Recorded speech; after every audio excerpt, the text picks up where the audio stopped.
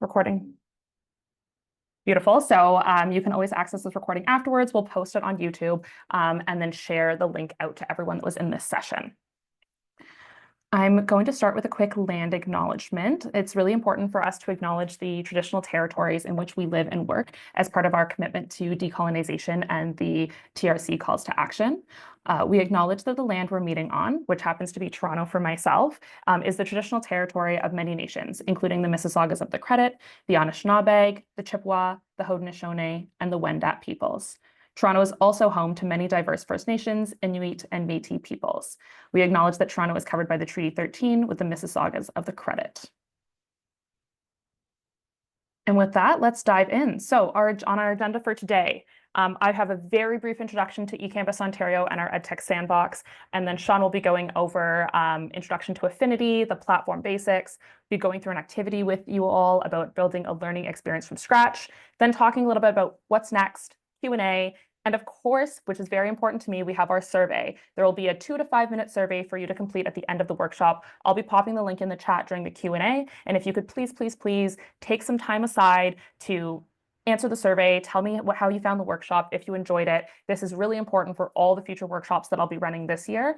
And your thoughts and thoughts, vibes, questions, concerns are all valuable, and they're all stuff that I'd like to hear. So please fill out the survey. I'll also send it out after the workshop if you don't get to it today, but please do it. So now a quick background on eCampusOntario. As most of you know, eCampusOntario is a nonprofit organization funded by the province that leads a group of 54 publicly funded colleges, universities, and Indigenous institutes across Ontario. Our goal is to promote the use of educational technologies and digital learning environments, particularly through our department, EdTech Sandbox, where we've created a safe and risk-free space for institutions and educators to experiment with educational technology tools.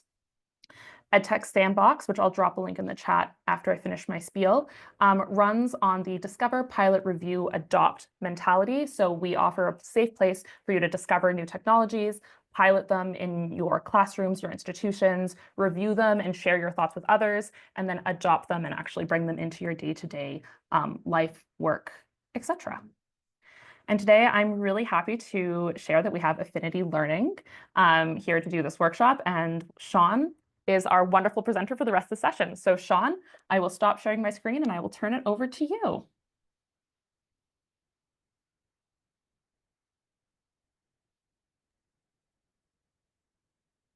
Okay, perfect. Thanks, Tiana. Thanks everyone for joining.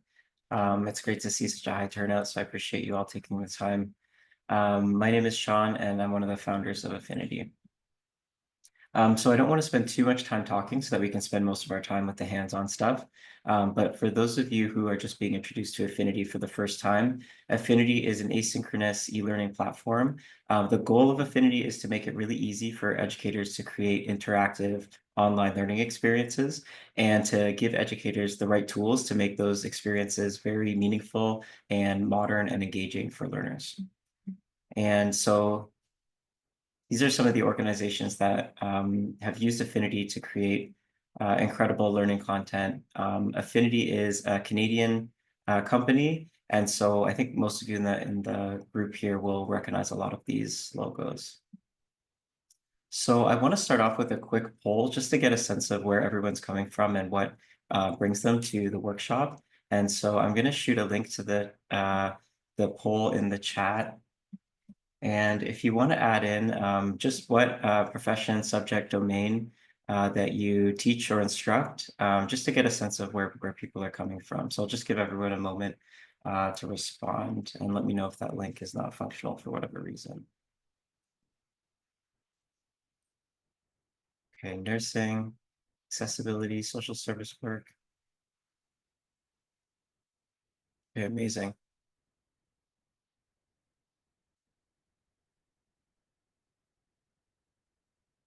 Okay, so all across the board, it looks like, and it looks like there is a large representation from human services, healthcare, which is great because we've seen a lot of content being created in those domains on the platform. Okay, that's great. And then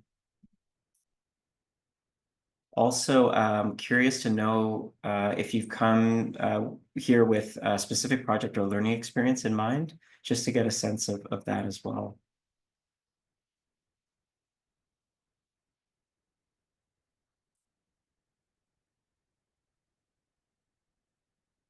Okay, perfect. And so during the hands-on piece, I'll be using an example, and so you can just follow along with mine. But if you have a specific project or subject matter that you want to use, feel free to deviate from what I'm doing and just kind of do your own thing using the same tool. So I'll make mention of that again once we get into things. Okay. Okay, so to go a little bit deeper into the platform itself, this is what a learning experience looks like in Affinity. Each of these white boxes is a screen that the learner can occupy throughout the learning experience. There can be one or more learning pathways in a learning experience in Affinity. In this case, there are two. That's not really the focus of today's workshop, but just to let you know that that is a powerful feature of the platform to have different pathways that the learner can explore based on different conditions. And then within those screens, you have a sort of combination of different media types. So video, audio, images, and interaction types. So you might have an interactive image. You might have a customized form that the learner is filling out. You may have free text a question that the learner fills out and gets AI-generated feedback on. And it's up to the author to sort of mix and match these building blocks of interactivity and media to build out the learning experience that they want to create. And so on this screen, this shows all the most of the components that you can use when building out learning content. And each of these kind of has its own superpower. And you might notice that there's a little AI badge in the top left of some of these. And those are the components that have AI-powered functionality. And this list is going to grow in the future. And so this will be the focus of today's workshop, will be these AI-powered components. And they can kind of be split up into two categories: generative AI, generating images and audio clips, and interactive AI. So giving learners the opportunity to interact with a simulated persona, or giving learners AI-generated feedback based on their voice or text. So that's what we're going to focus on during today's workshop.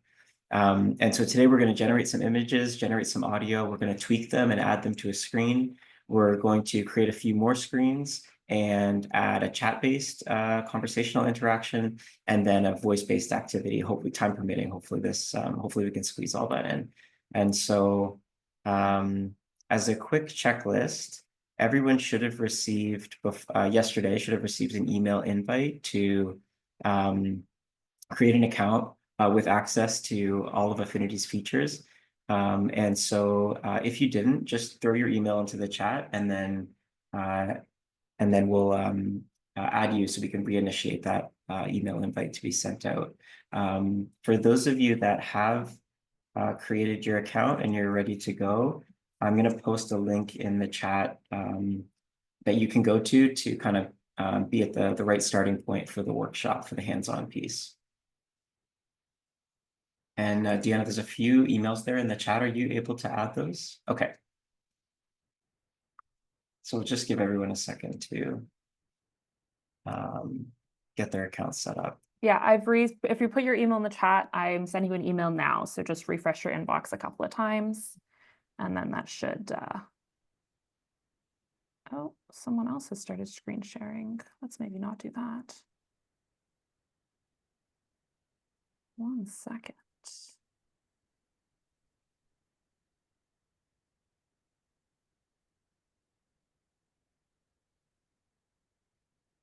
John, you might have to reshare your screen. Okay.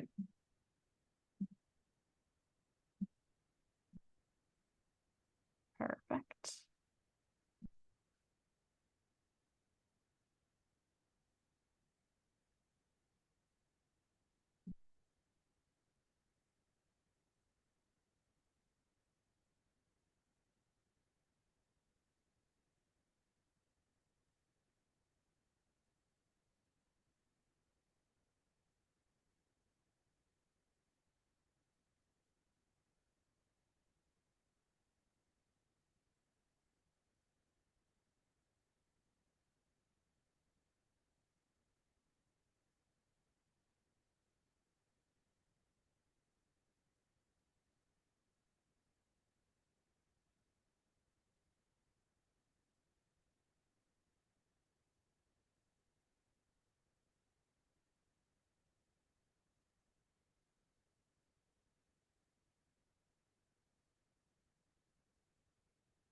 Okay, I think I've sent emails to everyone that needs them, so I think we're good for you to keep going, Sean. Okay, perfect. And if for whatever reason you ran into technical issues, you could just kind of follow along, and we can provide access after this workshop to play around with some of these features. So this won't be like your only opportunity. Um, okay. And so I do see a question in the chat, but Deanna, should I wait maybe just to the end to do the Q&A piece? Okay, Yeah. sounds good. So for those of you who set up their account, this is what you should see: an empty library with a big blue button that says create a scenario. Scenario is the word used, but it just basically means like learning experience or module. So if I press that button, I'll add a title for my learning experience. And today, as an example, I'm going to do one called Preparing for a Blood Draw, just as a kind of subject to test out these features. But again, if you have your own subject matter in mind, or lesson or activity that you want to build, feel free to enter the title for that. So once I've added the title, I'm going to press create, and I'll just give people a second to catch up.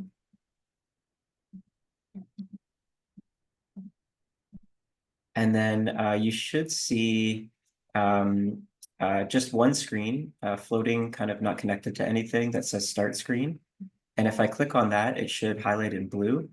And then on the left-hand side, some tools will show up. And I want you to press the Preview and Edit button so that we can start adding content to that screen. So click on Start Screen, and then click on Preview and Edit. And that should bring you to something that looks like this. So then now that we're editing the first screen, this is where we're going to use the Gen AI tools to generate an image and maybe add some text to the screen, because it's the first screen of the learning experience. So if you click on this gray placeholder in the center that says press to add content, this will bring up that catalog of available content types that I showed you earlier. And so in this case, since we just want to display an image, we're going to select display. So if you click on display, it will highlight in blue, and then press add to screen in the top right. So click display and then add to screen. And then you'll be offered a few subtypes of content. So text, image, audio, these are all like read-only media types. In this case, to generate an image, we're going to select image, and you'll be given two options, upload and AI generate. And so we'll select the AI generated option, and you'll see a text box where you can describe the image that you want to generate. And I'm sure many of you have used these tools, throughout different places on the internet.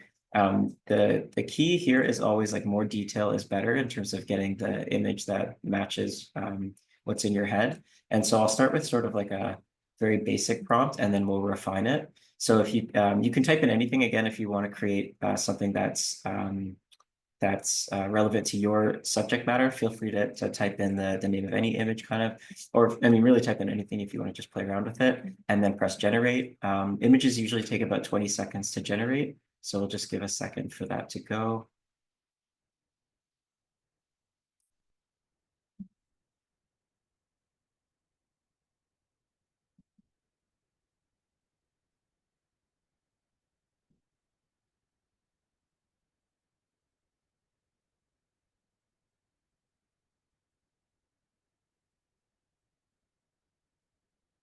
Okay, maybe 30 seconds. So here's our patient looking anxious. And so let's say that in our mind we wanted to have the healthcare professional which might represent the learner in this case present in the image. We could add that to the description and regenerate. And so it's always an iterative process with these tools, as many of you have probably experienced when using them. And so, yeah, more detail is always better to kind of get it to match what you're thinking. So we'll let that regenerate for a second.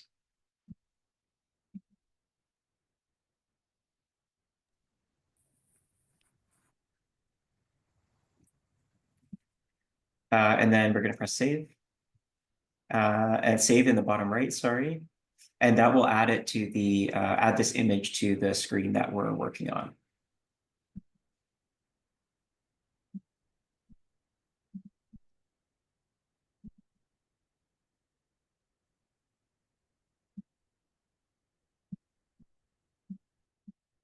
And sorry, just getting a bit of a slowdown here. So that's our image. It's now on the screen. You'll notice if you hover over the image, hopefully everyone's got a chance to generate one. There's these little blue handles that show up. You can drag and drop those to resize it.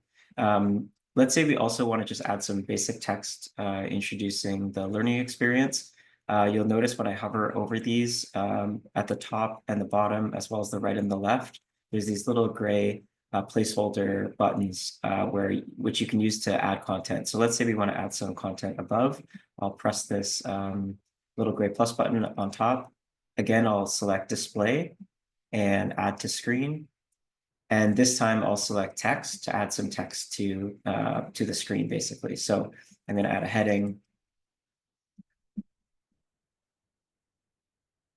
And I'm going to maybe add some text below it and press save. And so now we have these two blocks of content added to the screen, and these can be dragged around. And so this is one of the powerful features of Affinity, is being able to, as I said earlier, mix and match the content that you have on the screen, whether it's interactive or read-only. And you can see that I can kind of drag this around to get the configuration that I want, depending on kind of what content is present. In this case, probably best to just be text on top, image on the bottom. So I'll just pause there for a second. Deanna, I think we're good to keep going. Yeah, okay. Okay, just in the chat, if the pacing is too fast, we can go a lot slower as well. So that's our first screen. We just generated an image, we generated some text. If I press this button in the top left-hand corner, back to map, we'll go back to the map, which is like the high-level overview of our learning experience. And we're going to add a second screen where we're going to start to add some interactivity. So again, with this one clicked, with the start screen highlighted, I'm going to click on Show Continue button on the left-hand side with this checkbox here. And I'm going to just type the name of the screen that I want it to lead to. So in this case, I want the next screen to be, I want it to be a communication practice with the patient. So that's what I'm going to title the screen and press enter. And then I'm going to press save. And you'll see now on the map, we've got the start screen and this little blue arrow connected to the second screen, this communication practice screen.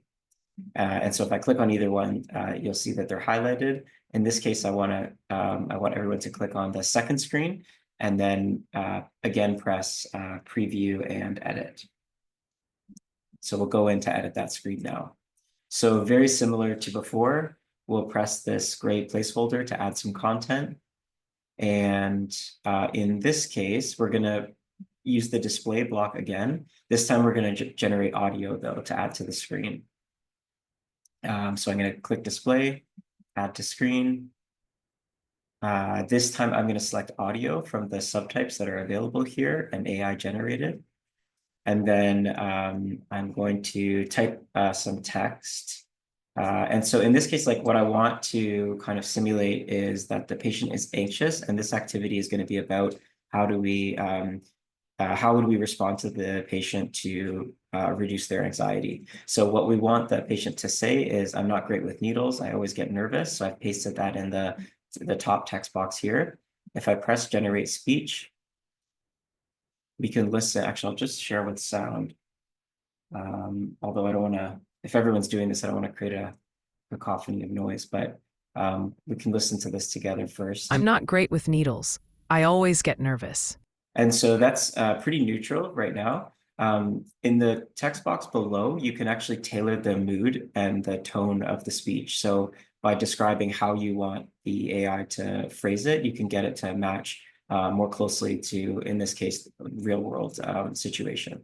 So I'll say in this case, I'll say anxious, apprehensive, and slow pacing. And you can add a lot of detail in here to get it to say things the way you want it to say things. So I'll press regenerate here and we'll listen again. I'm not great with needles. I always get nervous. So that's a little bit better. You can change the voice too to match to better match the character that's being that's that's the subject of the learning experience here. So we'll try a different voice. I'm not great with needles. I always get nervous. So that's pretty good. I like the way that that's sounding. So I'm going to press save in the bottom right to add that to the screen. I'm just going to turn off autoplay so we don't listen to it a million times. So that's our audio clip that the learner will hear on this screen. And now let's add some interactivity. So again, I'm going to hover over the center of the screen where the content is. I'm going to select, click on this gray placeholder below the audio clip that we created. And this time I'm going to select voice response because we actually, in this case, I want the learner to respond with their voice, how they would actually respond to the patient to practice communication. So I'm going to click on voice response and press add to screen.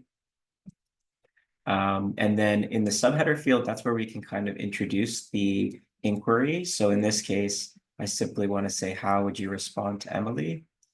And at the very bottom, you'll see this switch, and you'll see this on some of the components, AI response analysis.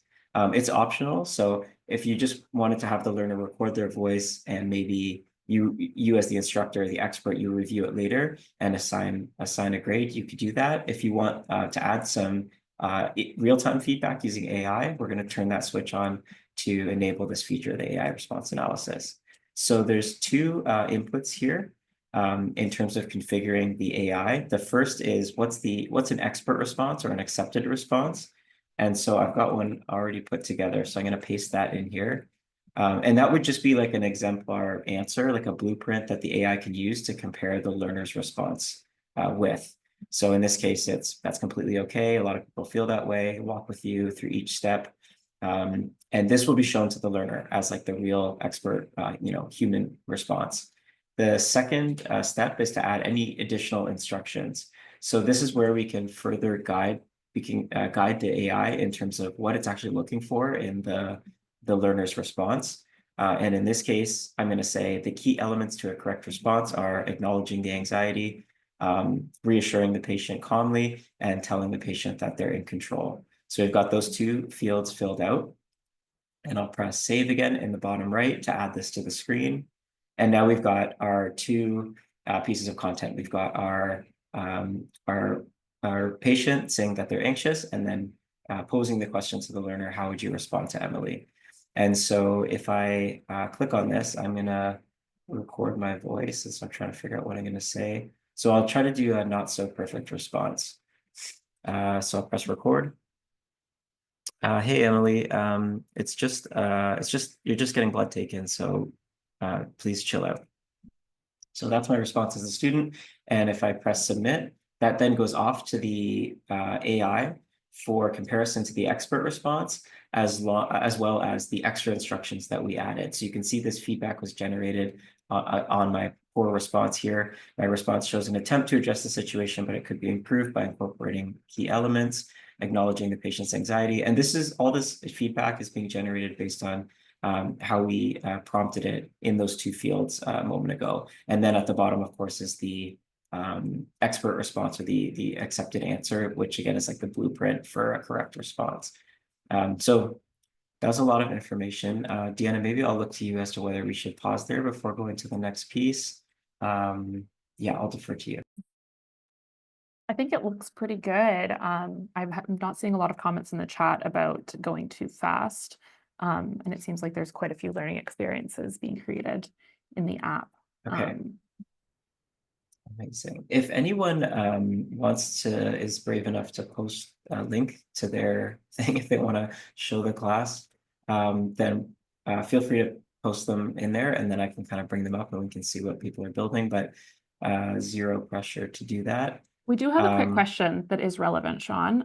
Sure. Someone asked what feature they used for the voice of the patient in the chair.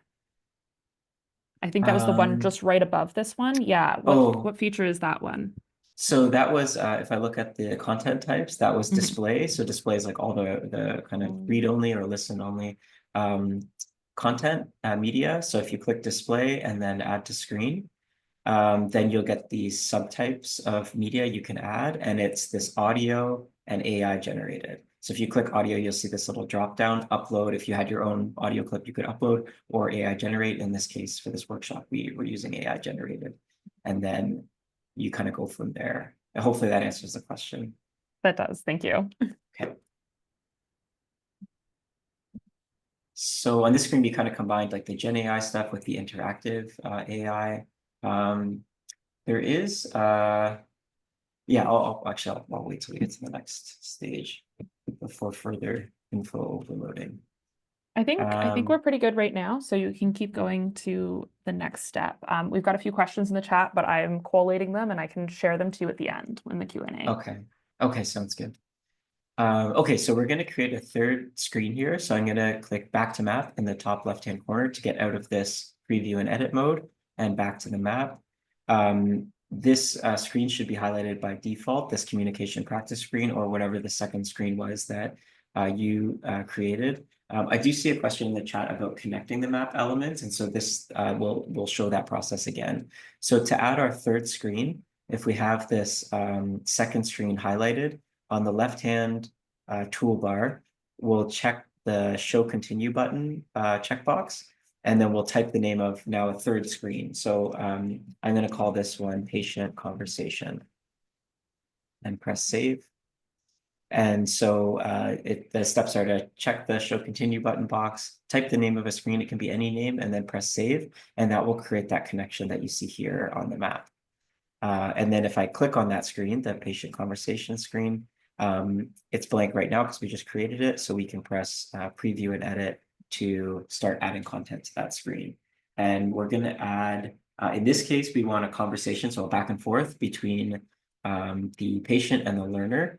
And so I'm going to click press to add content.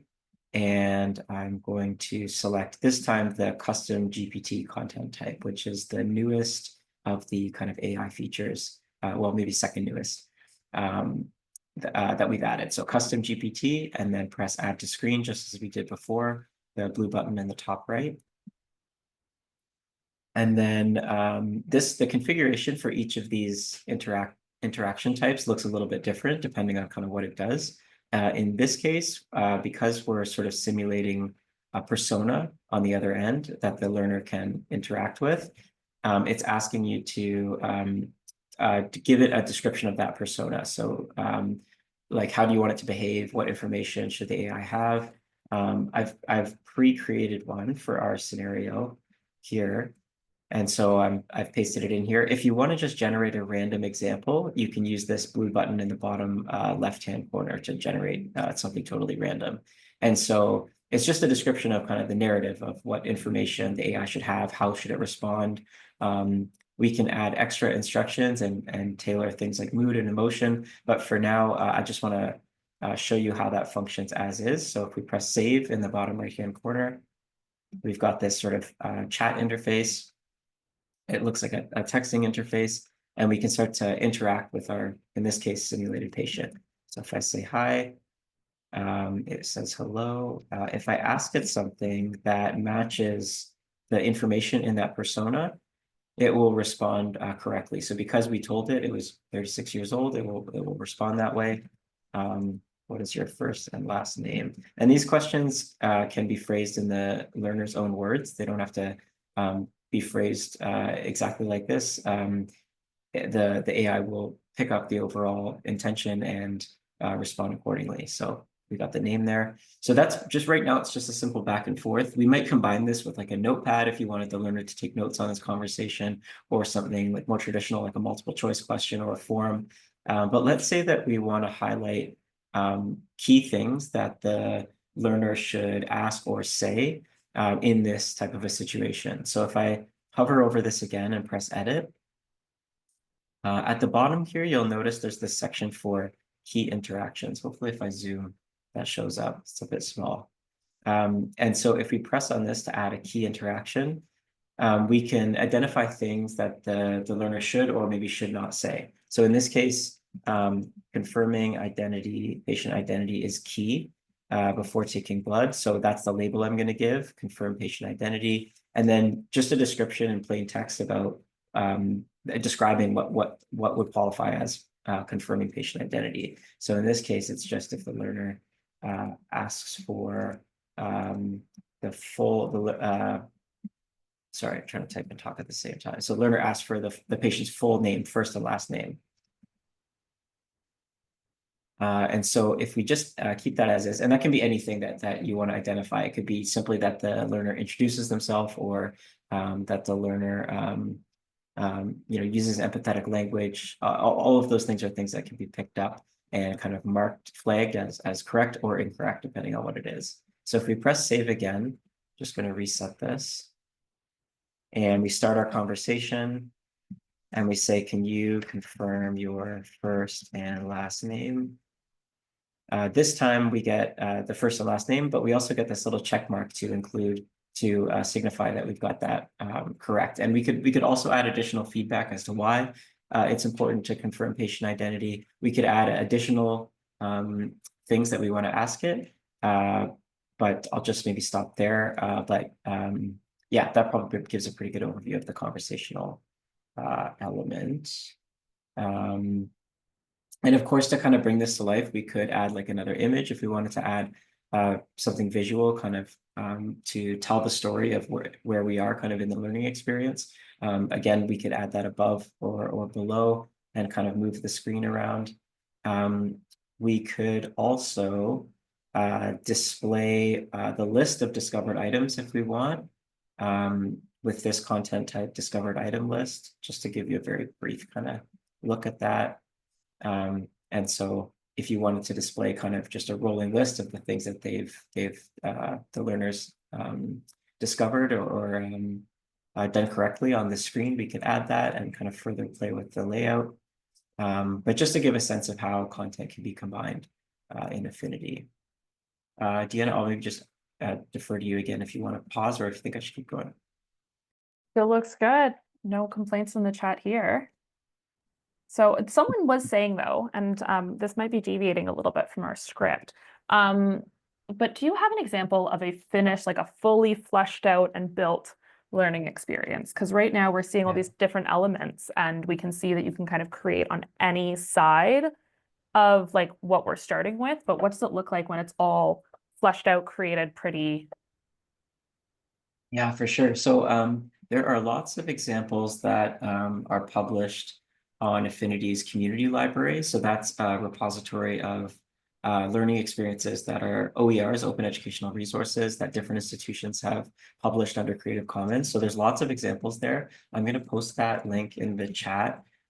Because the AI features are relatively new, I'd say most of those learning experiences don't include like some of these features that we're looking at today, but it still gives a sense of kind of what the finished product can look like.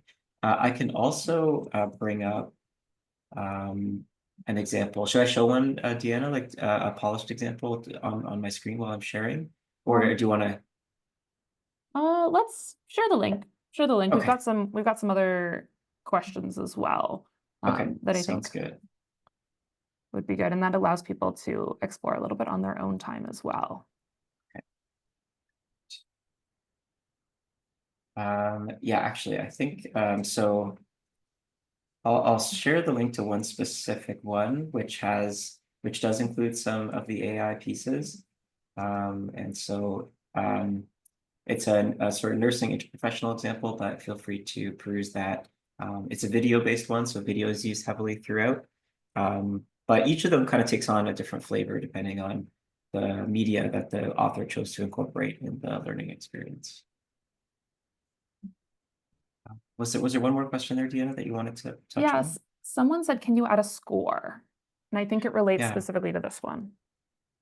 Yeah, so both of the interactions that we saw can be scored. So the voice, a scoring rubric can be added to give the learner a score, and that can contribute to their overall score in the learning experience if you wanted it to be more gamified. And the same goes for these key interactions. So you can see here, I have like a score of 0. I can up this to 1 or make this negative if it's something they shouldn't say. And yeah, that wasn't something that I kind of had in for the agenda for the workshop, but you can display like a score bar, which is again more gamified, and you can have all of these interactions contribute to that to that overall score. I think there was also, sorry, Deanna. Yeah, I was going to say there's something about can it be programmed for the learner to speak their questions in this one? Yes. Coming very soon. So Okay. I'm going to show you some sort of a sneak peek of something that's going to go live very soon, which is a lot like this, but it's voice to voice. And so I'll display that as an example as well, just to give a sense of what's kind of coming next. So yeah, I'm glad that question was asked. Okay, I think that's all the relevant questions for now. So we can go back to showing a few more things before we kind of move into the Q&A. Okay, perfect. So yeah, that's the basic. We've got to connecting 3 screens. They're linear, and they have those different kind of AI generated pieces of media or interactivity built in along the way. So to go back to my presentation here. So it's a perfect segue into what's coming next. So just to refresh and go back to a previous slide, there was this concept of the generative components, the content types that include generative AI components and those that include interactive AI components where the learner can interact in some way with the AI. And so there's a new one that's going to be added very soon to the list called voice conversation, which is similar to what you saw with the custom GPT chat-based conversation, except it's as the label indicates, it's using the learner's voice instead of typing. And so it's full voice to voice. It's customizable as far as like mood and emotion, which is very powerful in terms of increasing realism. And you can actually provide feedback on the conversation and apply a scoring rubric. So I want to show a quick demo of that, if I may.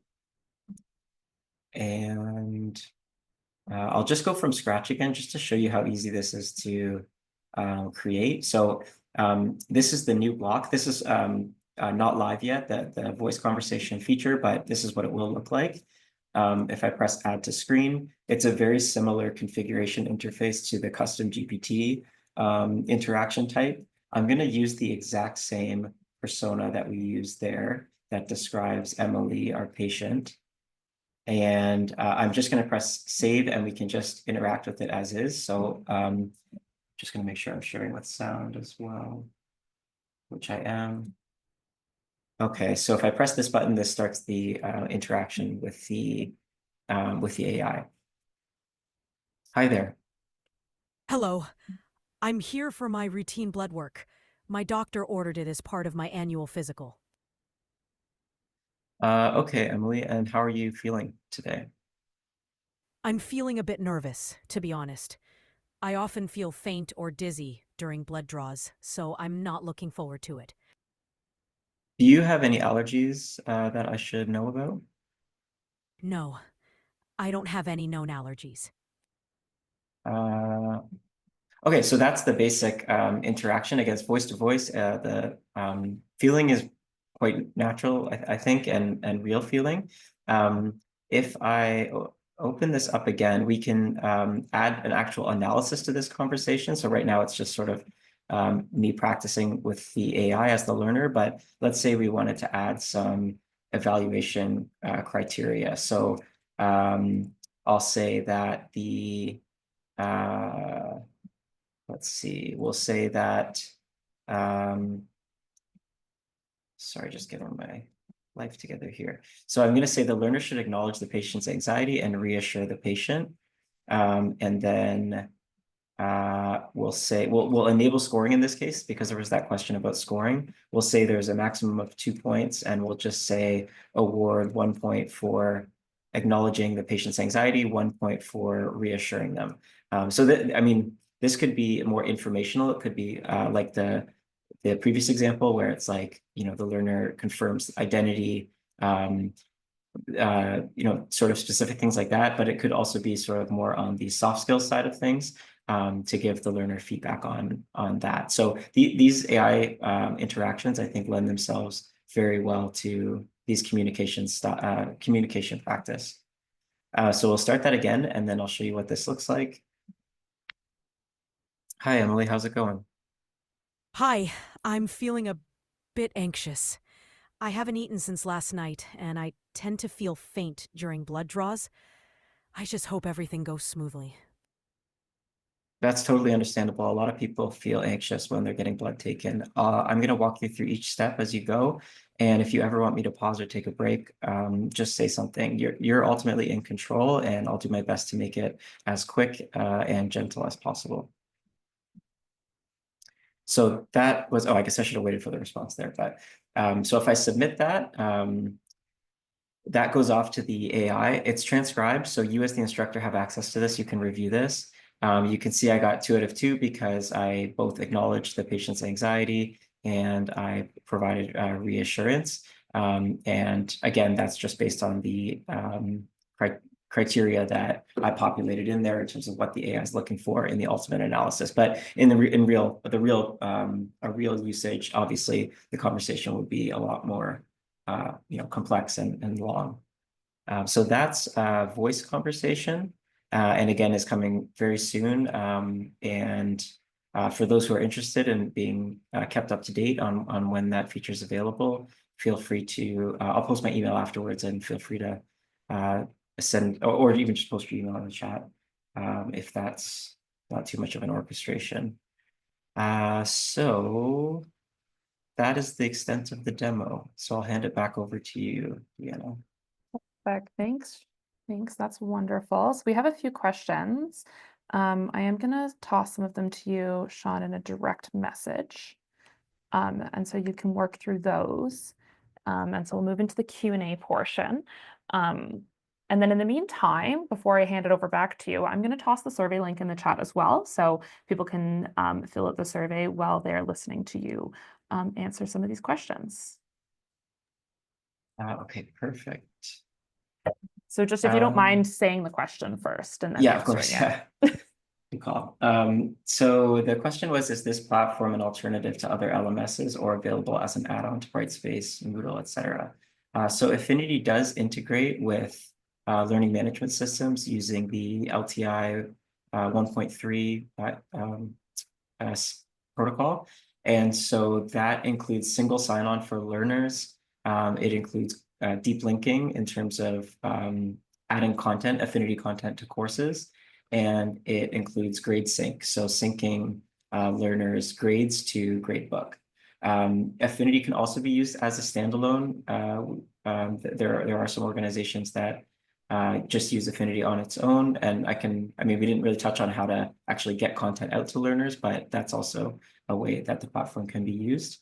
The second question here is, what AI platform are you running in the background? So the models here are OpenAI models that are powering these different types of the Gen AI and the interactive AI.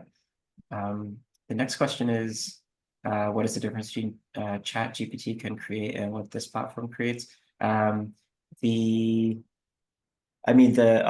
interactions are kind of tailored to the use case of this platform. So the difference is that they show up kind of within an overall learning experience. So you might have a video, you might have a question posed, let's say it's like a voice-based response. And so it's sort of about fitting these features within the cohesive learning experience that you've created. But yeah, hopefully that answers the question. And is the interface keyboard navigatable? Can alt text be entered? Yes. The learner-facing experience can be made accessible and compliant with accessibility standards. And if you find a place that it's not, please email me directly, and that will be fixed ASAP. The next question is, can you access or add HTML, CSS? Not currently, although you can iframe in external content. So we do support embedding content on screens through iframe. And then finally, Is it possible to build an interaction, export and add it to a separate module in an LMS? I think I maybe covered that in the first question. So the anything that you create in Affinity can be integrated and linked into your learning management system, and you get those features that I talked about: single sign-on, the deep linking, content selector, and the grade sync. And then finally, finally, there's a question about licenses. Do we have licenses to use Affinity through eCampus that we can embed into our LMS? Or do our schools need to purchase a license to actually utilize this resource? So all of the content on the community, those are all open educational resources and can be freely used. We also have a free tier, so you can author with some limitations, but I believe access to a lot of those AI features that we are going through today are available on the free tier, and you can create up to 3 projects. And you can get those anonymously to learners. So you can send them to learners to be used anonymously. So that's kind of the user journey within the free tier. So hopefully that answers that. And That is helpful. We've got a few more. Can you speak a little bit more to the accessibility features built into the platform? Sure. So as far as like alt text is, I'm kind of just going off the top of my head here. As far as alt text is concerned, you can add alternative text to be displayed in a screen reader friendly format. If you're AI generating an image, it's automatically the description of your image is actually the alt text, just to make things easy. And then a similar sort of approach for audio clips, where the transcript is available, toggleable to be viewed.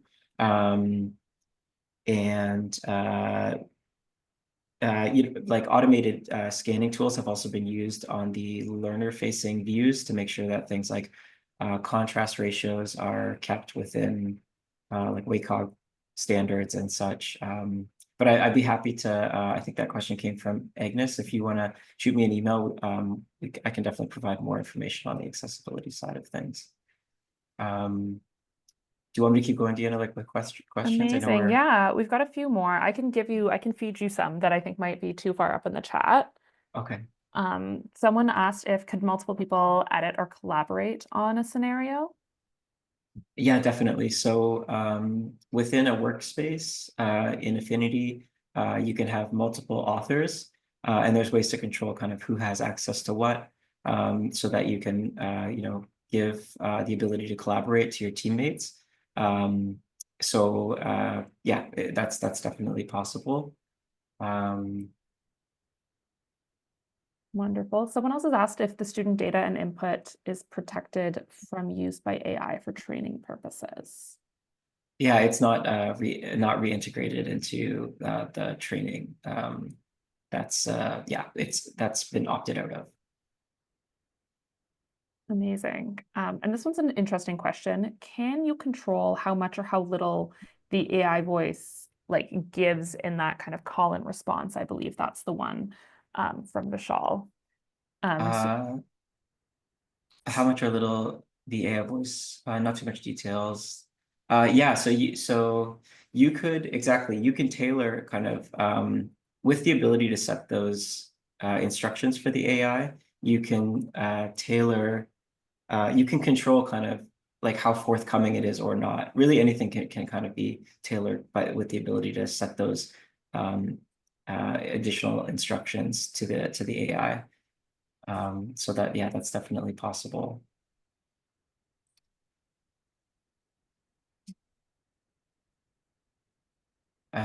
Also, if it's okay, I'm just going to shoot my email for any like additional questions if people want to follow up, if that's okay, Deanna. Yeah, absolutely. Is it okay if I also shoot the link to my calendar as well?